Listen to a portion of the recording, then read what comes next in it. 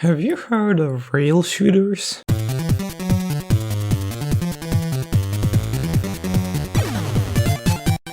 Personally, rail shooters are the kind of games that first come to mind when talking about the arcades. They provide the thrill of feeling like an action movie hero with the weight of holding a physical gun and the greediness of an average arcade cabinet. And man, are they fun! For a game where all of the gameplay is reduced to point and shoot with occasional reloading, they deliver an adrenaline-filled experience. The likes of Virtua Cop 3, Time Crisis 4 and House of the Dead 4 is what introduced me to arcade games in general, and no wonder these things have home console releases. But have you heard of Resident Evil?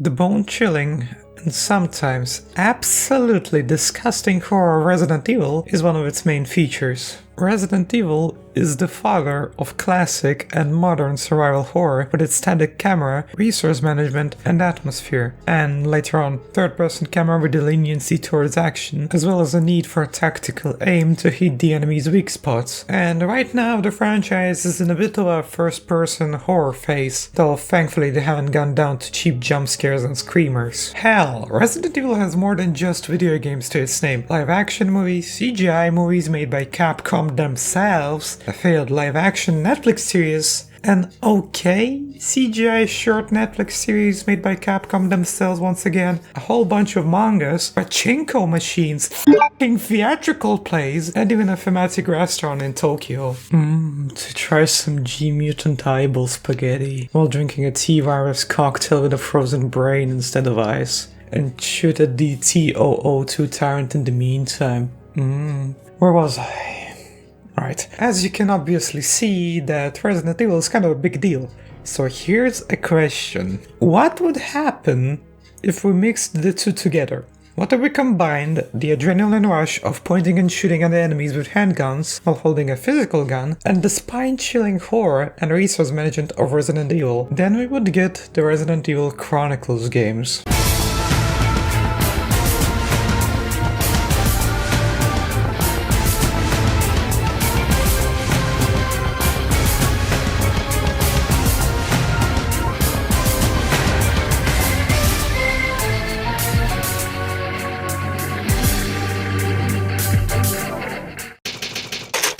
Resident Evil, The Umbrella Chronicles. Resident Evil Umbrella Chronicles, developed by Cavia alongside Capcom and published by the latter, released on November 13th, 2007 in North America and November 15th, 2007 in Japan. It is the 15th title in the Resident Evil series, and all of its events take place during and after Resident Evil 0, Resident Evil 1 and Resident Evil 3, with events unique to Resident Evil Umbrella Chronicles taking place 2 years before Resident Evil 4. The game's story is divided into 4 scenarios: Trail Derailment, which encompasses the events of Resident Evil 0, Mansion Incident, which encompasses the events of Resident Evil 1 and its remake, Raccoon's Destruction, which encompasses the events of Resident Evil 3, and last but not least, Umbrella's End, which tells its own story set 2 years before the events of Resident Evil 4, with bonus chapters scattered across the 4 scenarios which either fill in gaps in the stories or act as an alternative perspective on the events we experience. I will focus on the story aspects that were unique to Resident Evil Umbrella Chronicles, which you might as well interpret as me hinting at the fact that I want to cover the rest of the Resident Evil franchise in the future. So, we skip over the main part of the Trail Derailment scenario and skip to the bonus chapters, Beginnings, which tell the story of how Albert Wesker, the main antagonist of Resident Evil 1 and 5, who was watching the events of Resident Evil 0 on CCTV, escaped the training facility, the big scary mansion that we explore in Resident Evil 0, regrouped with the Raccoon City Police STARS Task Force Alpha Team, the protagonist of Resident Evil 1, and led them into the trap that is the events of Resident Evil 1. In the intro to the first chapter, we see Wesker state that Umbrella, the local evil pharmaceutical corporation, is finished. Then we backtrack to the third and second chapter Trail Derailment, that is until we meet with the next Soviet colonel, Sergei Vladimir. For those not in the know, that's the same as calling an American character John Alex. He goes on about how Wesker is a coward and irresponsible and sends his personal tyrant bodyguard. The giant men with grey skin are called tyrants, by the way. And you know the absolute genius name that Capcom gave to him? Ivan. Ah yes, Comrade Ivan, my personal super soldier mutant bodyguard. Though before Wesker is able to stop the butchering of Russian names, the facility starts shaking due to its self-destructing, and Wesker successfulully escapes to continue his mission. Moving to the second scenario, Mansion Incident, we have a scene in Mansion Incident 3 where we're shown Wesker injecting himself with the T-virus, the evil zombie virus, before getting himself killed by the tyrant as part of his plan. There are two bonuses in this scenario, the Nightmare chapters and Rebirth chapters. Nightmare tells the story of Rebecca Chambers, one of the protagonists of Resident Evil 0, and her partner from the STAR's Bravo team, Richard Aiken, as they make their way through a different mansion hoping to find the captain of the Bravo team and hopefully survive long enough for the rescue team's arrival. The rescue team being the Alpha team that will arrive into the same mansion while looking for the missing Bravo team. And do I have some choice words for the man behind Nightmare Chapter 1? Look, I don't know if you know this, but I have arachnophobia. I'm scared shitless of spiders and other kinds of bugs and all that. So trust me when I say that Nightmare Chapter 1 could have put me in cardiac arrest. Because someone at KV or Capcom thought it would be a great idea. Fighting off hordes of giant spiders, swarms of tiny spiders that jump on you, plus mutated wasps that fly into you for the majority of the level, and then descend into a spider nest as a nice little bonus. Look, I can tolerate spiders sometimes, but you can't throw a fucking Mongolian horde of these fangs at me. Of course, I'm a sane man. I said, okay, I'll turn the towel, I'll just watch the bonus chapters on YouTube and be done with it. But no! Since Umbrella's End, the completely original fourth scenario, demands that you play the bonus scenarios, not to mention that some of them are locked behind a certain rank, so you have to actually be focused and not scared shitless to get the whole picture of the events. Well, I still had one option. I just need a big loud MP5, a couple of grenades, and some music. Neo, no one has ever done anything like this. That's why it's going to work.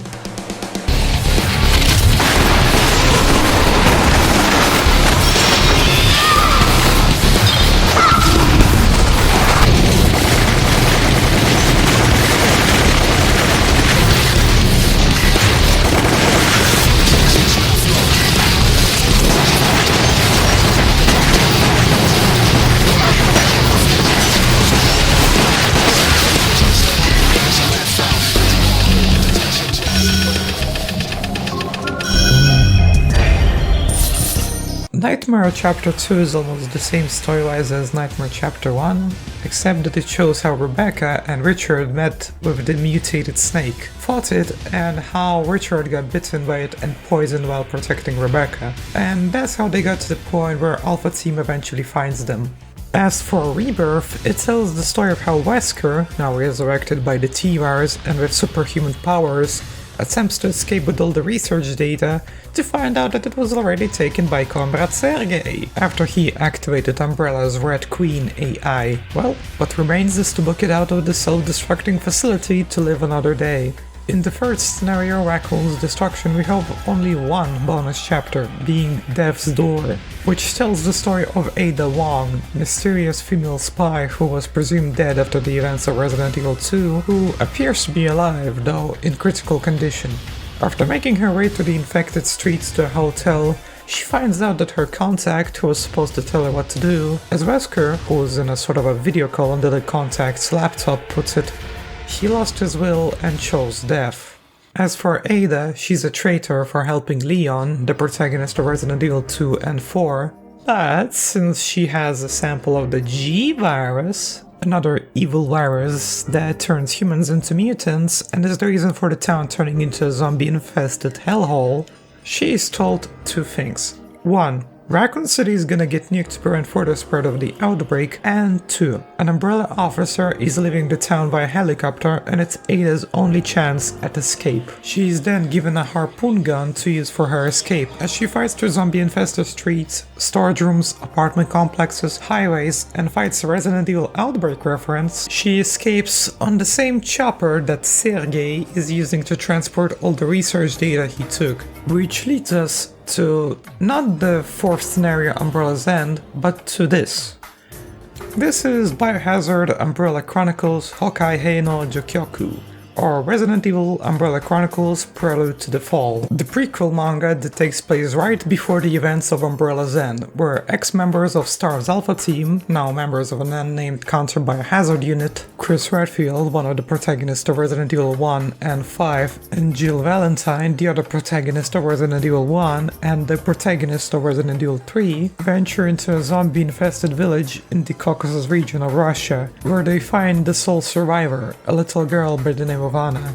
She explains the cause of the outbreak being the infected wolves biting the locals and spreading the virus. She survived because her father hid her away as they didn't regroup with the survivors in time. The trio finds the rest of the survivors, now a horde of undead. After dealing with them, Wesker appears out of the blue and does not say anything of value before escaping. With the trio fighting off a group of BOWs, it is discovered that Anna has a pendant granted to her by her father before his demise. Albert Wesker is at Anna's home.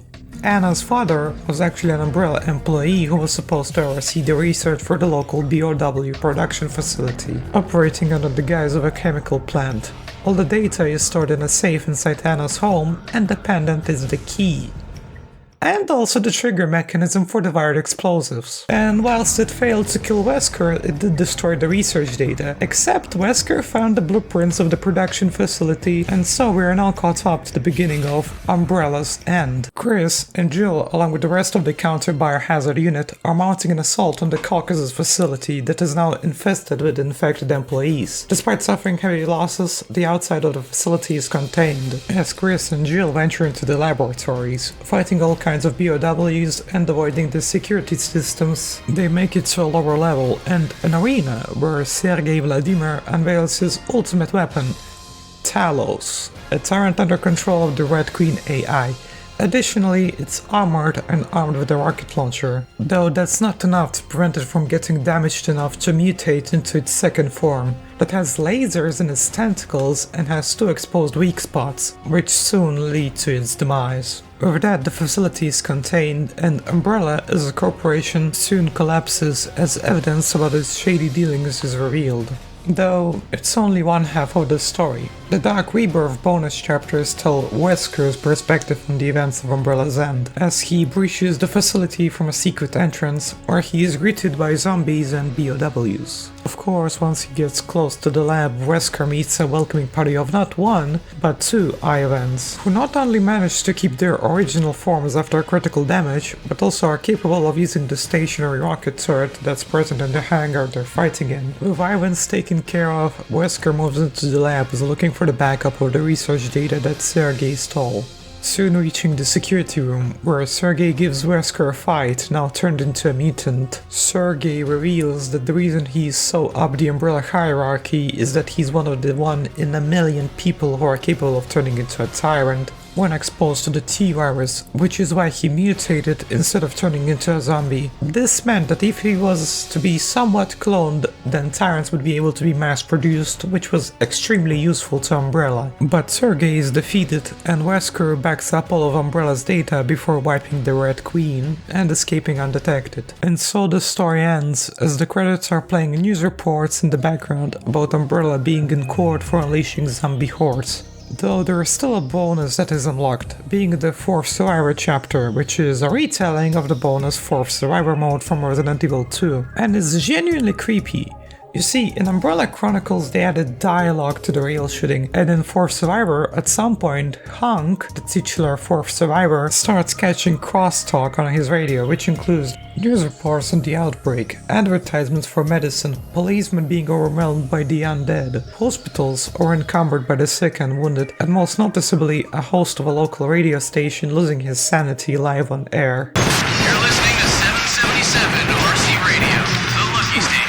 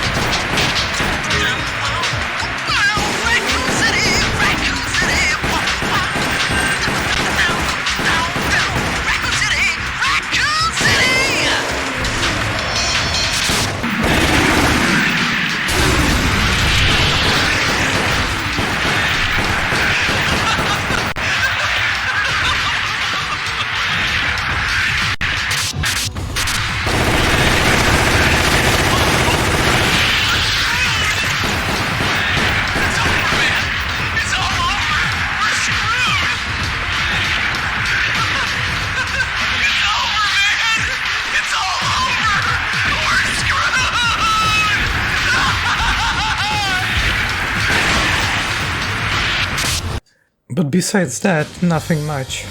Resident Evil Umbrella Chronicles plays like an average rail shooter with a few twists. First, it has different difficulty modes, but at least on normal, it shouldn't be as hard as a real arcade cabinet.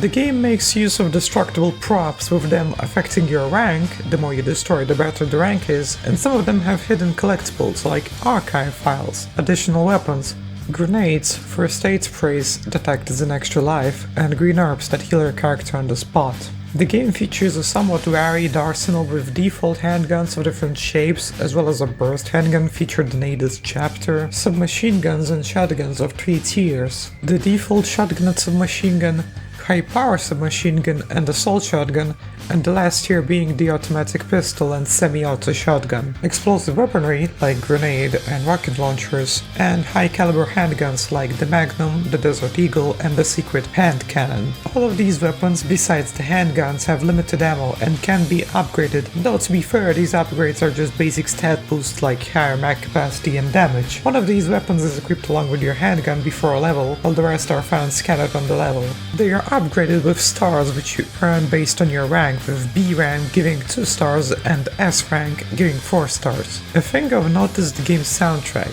consisting of a minority of remixed tracks like Live Evil and the majority of original tracks like September 1998. And these tracks fail at conveying the atmosphere of Resident Evil, as they're either rock or some sort of funk, which is more akin to a standard rail shooter. So with an okay plot that relies on events of the past that are extremely dumbed down by the way, for the majority of the plot, with one scenario out of 4 being an original plot with small bonus chapters spread around all 4 scenarios, and gameplay that fails at conveying Resident Evil's atmosphere and somewhat manages to supply an adrenaline rush experience of an average rail shooter, which makes it a skippable entry for those who are not interested, though it doesn't write off its value as another source of Resident Evil content for the fans of the franchise. And hey, it's an okay rail shooter if you just wanted a casual rail shooter to play for a couple of hours. So go ahead, try it. It's not that much of a time sink and it gets the basics of previous games covered. That's what I would have said if I never got to try the next game, since it really shows what a Resident Evil rail shooter can be. Resident Evil, The Dark Side Chronicles. Resident Evil Dark Side Chronicles, developed by the same duo of Cavia and Capcom and published by the latter on November 17th, 2009 in North America and January 14th, 2010 in Japan, is the 17th entry in the Resident Evil franchise. Its events feature retellings of Resident Evil 2 and Resident Evil Code Veronica, as well as its own story that shows one of Resident Evil 4's antagonists' journey to the dark side. Resident Evil Dark Side Chronicles, despite having a linear narrative, unlike Umbrella Chronicles where you could always sidetrack to play the bonus chapters, though I consider that a positive, is divided into 3 scenarios, though I'd rather call them acts since they have a more or less fully fledged story. The game begins with the first chapter of the first act, Operation Half-Year. The year is 2002, 3 years before the events of Resident Evil 4. Leon Scott Kennedy, one of the protagonists of Resident Evil 2 and protagonist of Resident Evil 4, ex-Raccoon City policeman, now an agent on service of the President of the United States, is deployed into the fictional region of Amparo in South America, along with a soldier of the Special Operations Command, Jack Krauser, one of the antagonists of Resident Evil 4. They're on a mission to track down a leader of the drug cartel, a man by the name of Javier Hidalgo, who seems to have connections to the BOW black market and Umbrella. They move upstream into a local village, since they're supposed to rendezvous with a guide who will lead them to Javier,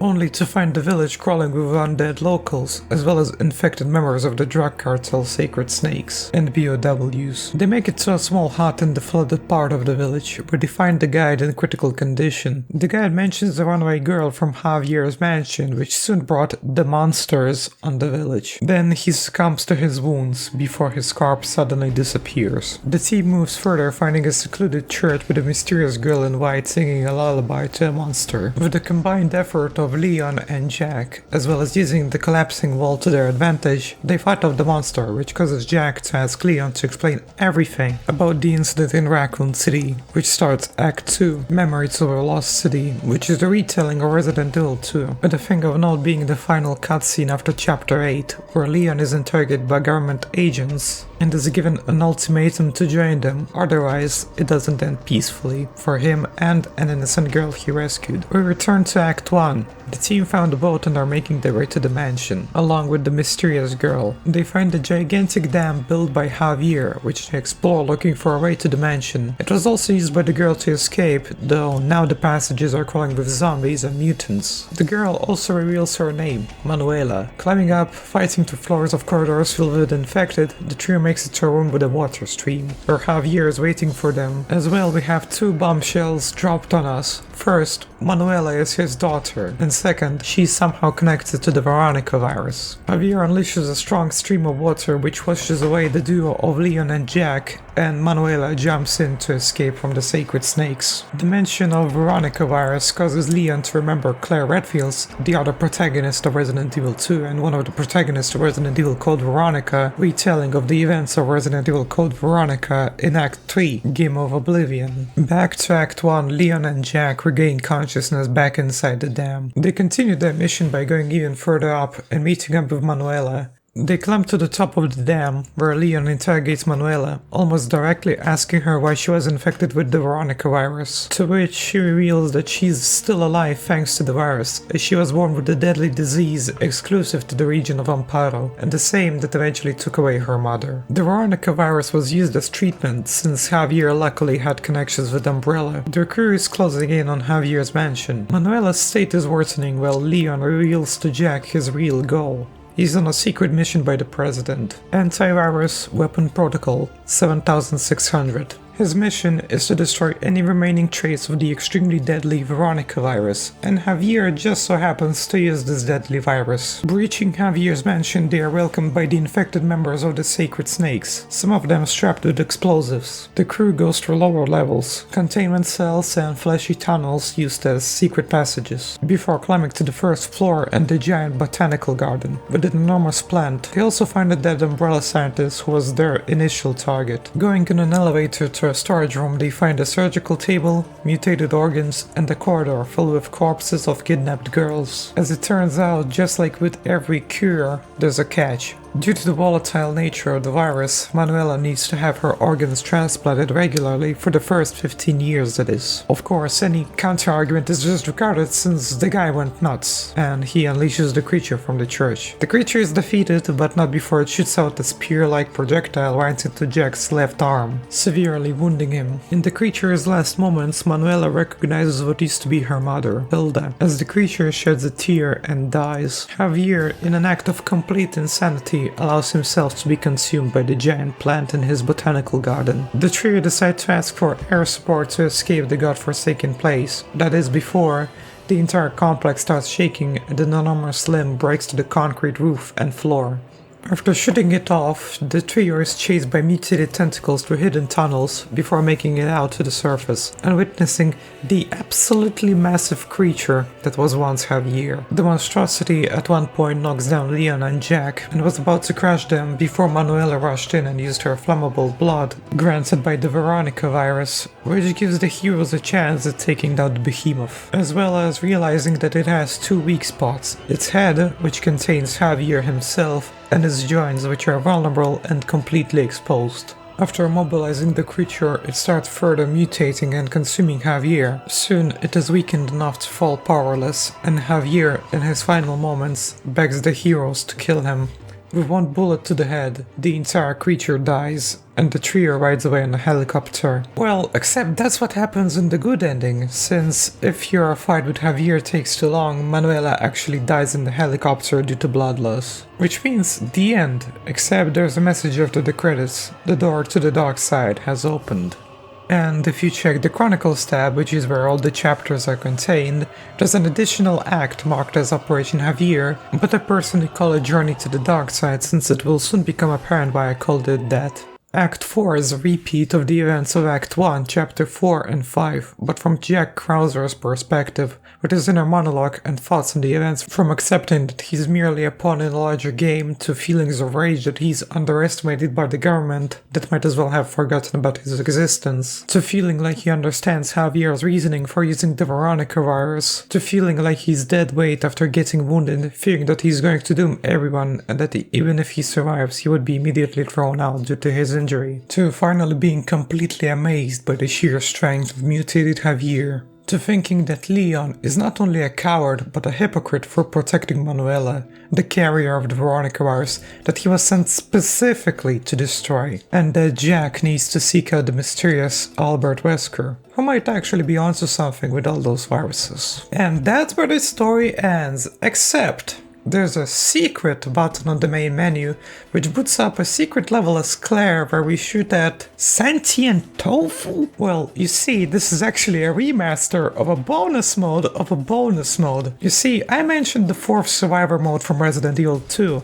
Well, if you did well enough, you would unlock a bonus version of that mode called Tofu Survivor, which made you play through 4th Survivor as a sentient block of tofu armed with only a knife. And I guess since they couldn't simply make a 1-to-1 copy of the mode, they adapted it by making you fight hordes of sentient tofu armed with an unupgraded handgun. Speaking of upgrades, on top of an improved story, the game features improvements to the gameplay and soundtrack. First thing I noticed is a change to the way camera moves. In Umbrella Chronicles you had an on-rail camera that could be moved a bit, and that usually moves in a somewhat completely straight line, with barely any camera shake. In Darkside Chronicles it's the opposite. You can move the camera, but it constantly moves and shakes, which to some can be nauseating, or just annoying when you can't land a clean shot because as soon as you press the trigger the camera decides to shake. Though it's not always the case, and it really enhances the moments when the characters are panicking, get jump scared, I'll talk about this a bit later, or when they're running from a bigger threat or to not be overrun by a horde. To be fair, I'll just say that I'm not really affected by camera shake, so this aspect is up to personal preference. The upgrade system changed, making it similar to Resident Evil 4, where you earn money or gold and spend it on upgrading individual aspects of each weapon, like damage, rate of fire, magazine capacity, etc. And you get to upgrade your handgun. You get gold by breaking objects in the level and finding it lying on the ground, as well as earn it for getting good scores and ranks. The loadout system is changed. Instead of having one weapon, you now set up a loadout of 3 weapons along with your handgun, and grenades are now a separate weapon instead of being their own thing. Also now you can only have 4 weapons at a time, so any new weapon you pick up is moved into your inventory, and because of that inventory, now green herbs act like in other Resident Evil games, where you keep them in your inventory until you need to use it. Which makes use of 2 additional buttons, one to open your inventory and change your loadout mid-level, which is needed for some bosses, like the mutated Tyrant from Memories of a Lost City, and second and final form of Alexia from Game of Oblivion. Second button is used to heal with the green herb. The weapon variety is increased and decreased since there are now tiered weapons. Use the same SMG and shotgun, which greatly lowers the amount of available weapons, but you get 2 new weapons, the crossbow and one-time use anti-BOW linear launcher. Another thing of note is the game's atmosphere and soundtrack. First, as the game finally feels more like horror. Well, first due to the camera shake, the darker levels, more developed storylines with high stakes, and the overutilization of jump scares. The game also went as far as to remaster tracks from older games for its Act 2 and 3, as well as compose new tracks for Act 1 and 4, though the music tracks in 4 are much more overbearing, but at least they enhance the atmosphere of Jack becoming more panicked and the intense battle with mutated Javier. The tracks on their own are nice to listen to. If I try my best to find good aspects of Umbrella Chronicles that shine through the game's mediocrity as an entry in the Resident Evil franchise, then Darkside Chronicles went above and beyond to fix any issues I had with Umbrella Chronicles and provide a good story that could have been worth its own separate entry in the mainline series. So if you want a verdict, skip Umbrella Chronicles unless you really want to experience it for yourself and come to your own conclusions, and play through Darkside Chronicles as part of your Resident Evil journey. If you're like me and would like to play it based on the timeline of events, then play it after Code Veronica, but before Resident Evil 4, as a sort of prequel to 4, since it explains how Leon became a government agent and how Jack Krauser became one of the antagonists, and his relationship with Leon before the events of 4, unlike Umbrella Chronicles, which saves its reveal that Wesker just leaked all of Umbrella's records for the very end. As each individual game's story comes to an end, we can see that the Chronicles series was first of all an experiment. That certainly the big 3 survival horror franchises attempted, all of them being some sort of a prequel with its own story. Dead Space had Extraction, Silent Hill had the arcade, and Resident Evil has Chronicles. Was it successful? Depends on the person playing. Does it compare to the mainstream rail shooters? It doesn't really. It tries to make it horror, which once again, I noticed only 2 other series attempt, and they all were major survival horror franchises, but Chronicles feel less like a real shooter worth its salt and more like another spin-off of the Resident Evil franchise, which in my eyes makes it worth a playthrough. Hell, if it wasn't for the remakes of Resident Evil 2 and 3, this would be our only glimpse at a possible remake of the classic games. So if this video intrigued you, go try Resident Evil Darkside Chronicles. It can give you a nice retelling of Resident Evil 2 and Code Veronica and intrigue you to try other games, or even Resident Evil 4. I mean, we're all excited for the upcoming remake. That's where I end this chapter of chronicling the events of Resident Evil, and hopefully next time this topic is brought up is in the context of the events of the incident at the training facility in the Archive Mountains on a dark evening of July 23rd, 1998.